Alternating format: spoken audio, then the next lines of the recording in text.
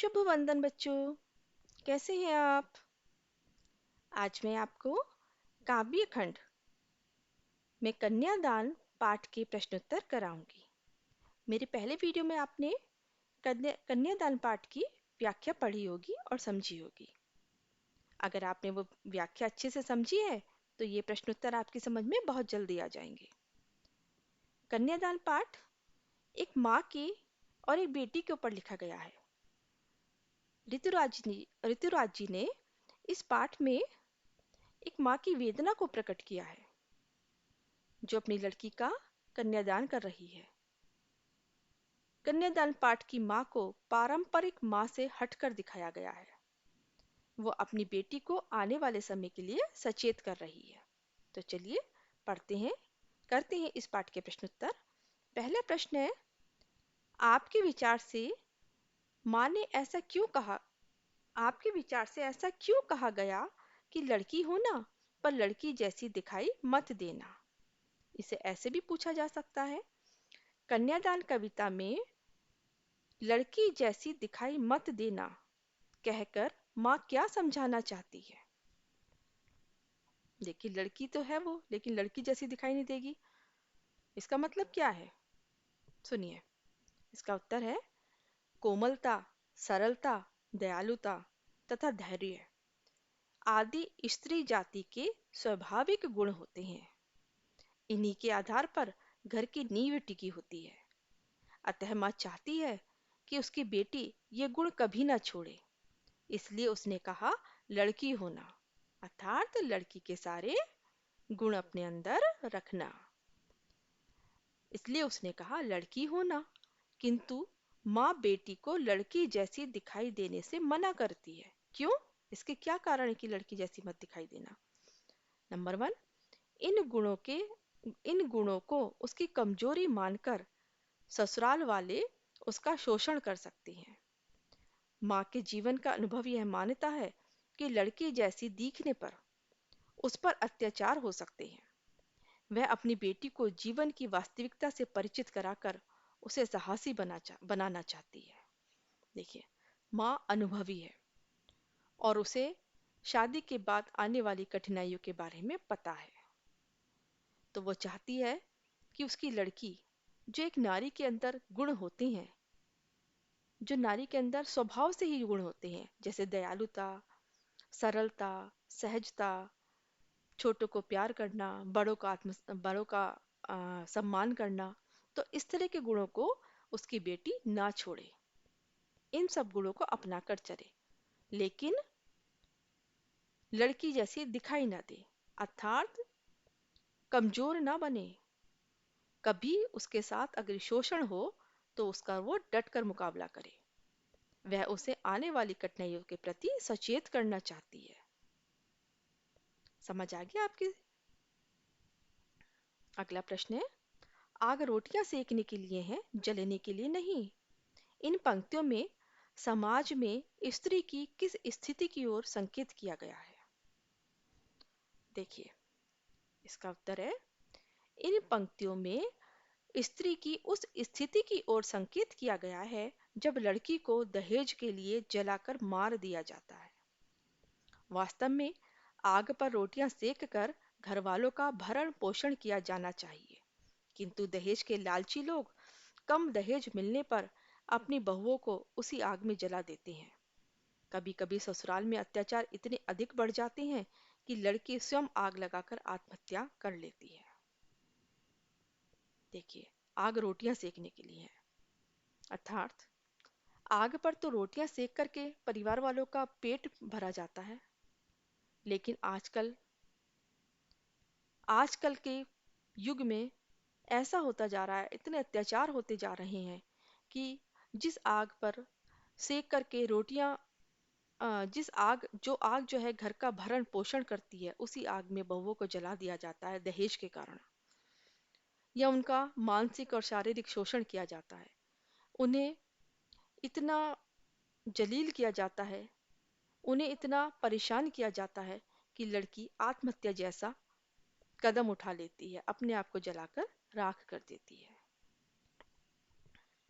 अगला प्रश्न है, माँ ने बेटी को सचेत करना क्यों जरूरी समझा? सचेत करना मतलब आने वाली जिंदगी के प्रति जागरूक करना। माँ ने अपनी बेटी को सचेत करना इसलिए जरूरी समझा क्योंकि माँ अनुभवी है। जलाकर मारना या जलकर मरना जैसी घटनाएं आजकल होती रहती हैं।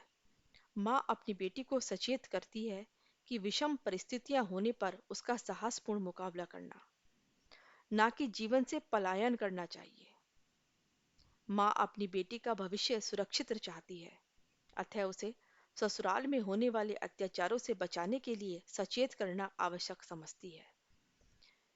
वह अपनी शिक्षा के माध्यम से बेटी के साथ साया बनकर रहना चाहती है।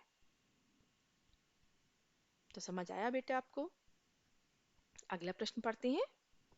पाठिका थी वह धुंधले प्रकाश की, कुछ तुकों और कुछ लयबद्ध पंक्तियों की। इन पंक्तियों को पढ़कर लड़की की जो छवि आपके सामने उभर कर आ रही है उसे शब्दबद्ध कीजिए।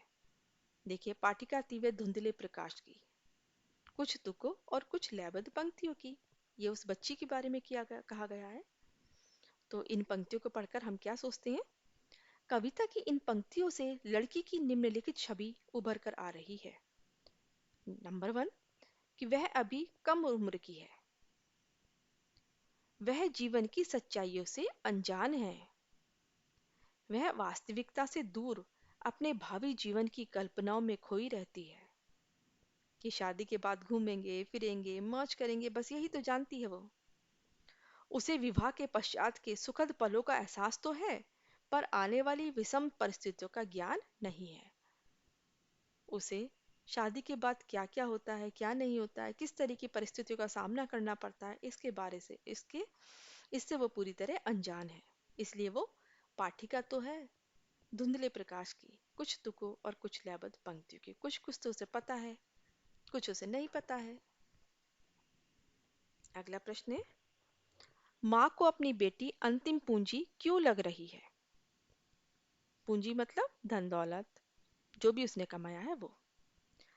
माँ बेटी के सबसे निकट व सुख दुख की सच्ची साथी होती है। माँ उसे बड़ा करने में अपना सारा जीवन, अपनी ममता व शक्ति लगा देती है। बेटी को ससुराल भेजने के पश्चात माँ अकेली हो जाएगी। उसका सुख दुख बांटने वाला कोई नहीं रह जाएगा। यह बेटी यह बेटी ही तो माँ के जीवन भर की कमाई है, जिसे वे दूसरों को सौंपने जा रही थी। इसी कारण माँ को अपनी बेटी अंतिम पूंजी लग रही है। देखिए, एक बेटी और एक माँ का रिश्ता बहुत ही गहरा होता है। माँ अपनी बेटी का कन्यादान करते समय उसको ऐसा प्रतीत हो रहा है कि जैसे वो अपने जीवन का सब कुछ दान में दे रही है, क्योंकि एक बेटी ही तो उसकी सच्ची साथी होती है।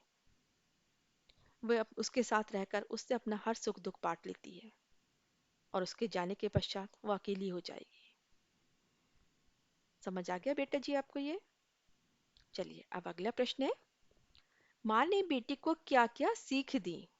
जब बेटी का कन्यादान हो रहा था ना, तो माँ ने एक परंपरागत माँ से हटकर, परंपरागत माँ कौन होती है? जो जैसा अपने घर से सीख कर आई है वो अपनी बेटी को सिखा रही है, जैसा उसकी माँ ने कहा वो अपनी बेटी को सिखा दे रही है सीख। लेकिन ये माँ परंपरागत माँ से हटकर है थोड़ा। वो क्या सीख दे रही है अपनी बेटी को? सुनिए, माँ ने बेटी को निम्नलिखित सीख दी। आदर्शवादी बहुपत्नी माँ तथा निरही नारी के स्थान पर यथार्थवादी बनना।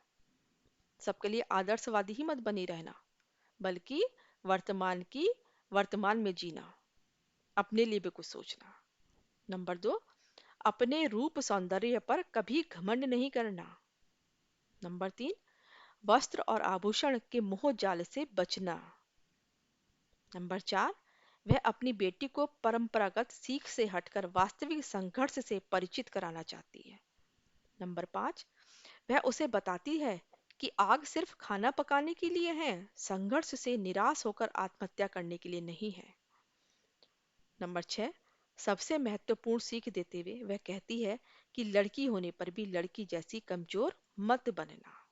देखिए, लड़की को कितनी अच्छी सीख देकर के माँ ने ससुराल भेजा है कि तुम कभी भी कष्टों का सामना करते हुए निराश मत होना और जिंदगी से पलायन करने की मत सोचना, अर्थात आत्महत्या करने की मत सोचना। अपने रूप सौंदर्य पर कभी घमंड मत करना। अब वस्त्र और आभूषण को इनके मोहजाल में मत पड़ना, इनको अपना बंधन मत समझना। लड़की होना पर लड़की जैसी कमजोर बनकर मत रहना। आवश्यकता पड़ने पर तुम लड़कों से भी अच्छी बनकर दिखाना। अगला प्रश्न है, आपकी दृष्टि में कन्या के साथ दान की बात करना कहाँ तक उचित है? तर्क दीजिए। देखिए, कन्या को दान में दे दिया जाता है, तो क्या ये ठीक है? इस पर आपको अपने मत बताने हैं। मेरे मत में तो ये सब कुछ है, सुनिए। हमारी दृष्टि में कन्या के साथ दान की बात करना उचित नहीं है। कन्या कोई वस्तु नहीं है जिसे दान में दे दिया जाए। दान करने के बाद हमारा उससे कोई संबंध नहीं रह जाता है, लेकिन कन्या से संबंध नहीं तोड़ा जा सकता। वर्तमान समय में जब हम लड़का लड़की में कोई अंतर नहीं समझते, लड़की को भी वो सब सुविधाएं दी जाती हैं जो लड़कों को दी जाती हैं, तो कन्या को दान में देने की बात कहाँ रह जाती है? आज हर माता पिता कन्या के सुंदर भविष्य की कामना करते हैं, इसलिए वह उसे इस काबिल बना देती हैं कि उसका अपना अस्तित्व हो। देखिए, कन्या को दान में देने की बात की जा रही है। भाई, जिस चीज का हम दान दे देते हैं उससे हमारा कोई संबंध रहता ही नहीं है, वो तो हमने दान कर दी। लेकिन कन्या कोई वस्तु है, कोई चीज है जिसको हम दान में दे दें और उससे हम सारे संबंध तोड़ लें? कन्या तो माता पिता का एक हिस्सा होती है, तो वो उससे संबंध कैसे तोड़ सकते हैं? तो कन्या के साथ दान की बात करना उचित नहीं है। आजकल तो लड़का और लड़की में कोई संबंध, कोई अंतर समझा ही नहीं जाता है। लड़का भी वैसे ही है और लड़की भी वैसी ही है, दोनों की परवरिश एक जैसे की जाती है। और हर माता पिता ये चाहते हैं कि जैसे मेरा लड़का आत्मनिर्भर बन रहा है, वैसे मेरी लड़की भी आत्मनिर्भर बने, उसका भी अपना एक अस्तित्व हो। समझ आ गया? अगला प्रश्न, कन्यादान कविता में वस्त्र और आभूषण को शाब्दिक भ्रम क्यों कहा गया है? या कन्यादान कविता में वस्त्र और आभूषण को स्त्री जीवन के बंधन क्यों कहा गया है? देखिए, सुंदर परिधान, परिधान मतलब कपड़े, पोशाकें, सुंदर परिधान तथा तरह तरह के आभूषणों में ऐसा आकर्षण होता है जो स्त्रियों को अपनी तरफ खींचता है। ससुराल वाले इसी कमजोरी का भरपूर लाभ उठाते हैं। वे नई नवेली बहू को वस्त्र और आभूषण प्रदान कर अपना झूठा प्यार दिखाते हैं और उसका भोलापन उन पर सहज रूप से विश्वास कर लेता है। इस प्रकार ये दोनों चीजें उससे उचित और अनुचित कार्य करवाने में सफल होने तथा अपनी आजादी खो देने के कारण उसके जीवन का बंधन हो जाती है। देखिए, क्या कि सुंदर सुंदर परिधान, पोशाकें और आभूषण किसको अच्छे नहीं लगते, और स्त्रियों की तो ये कमजोरी होती है। तो अक्सर स्त्रियां इसके भुलावे में आ जाती हैं, इसके भ्रम में पड़ जाती हैं, और लोग बाग सुंदर आभूषण और परिधान देकर के कुछ भी उचित और अनुचित कार्य करवा लेते हैं। तो इसलिए माँ ने लड़की से कहा कि इनके भ्रम में मत पड़ना, ये तो केवल नारी जाति का एक बंधन है। अगला प्रश्न है, लड़की जैसी दिखाई मत देना, यह आचरण अब बदलने लगा है, स्पष्ट करिए। बहुत अच्छा क्वेश्चन है कि लड़की जैसी दिखाई मत देना, यह आजकल होने लगा है। इसका उत्तर है, लड़की की माँ चाहती है कि उसमें लड़कियों वाले गुण अवश्य हों, परंतु वह कायर, कमजोर, मजबूर, जरूरत से ज्यादा सहनशील ना बने। आज समय पूरी तरह परिवर्तित हो चुका है। आज की नारी अबला नहीं है, वह सबला बन चुकी है।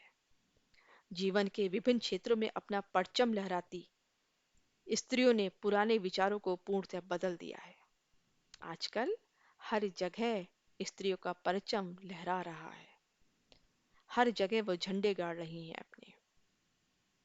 तो इसलिए आजकल ये पंक्ति गलत साबित हो रही है कि तुम लड़की बनकर रहना, बल्कि क्या हो गया है, लड़की तो रहना, लड़की तो लड़की जैसे गुणों को तो रखना, लेकिन लड़की जैसी दिखाई मत देना।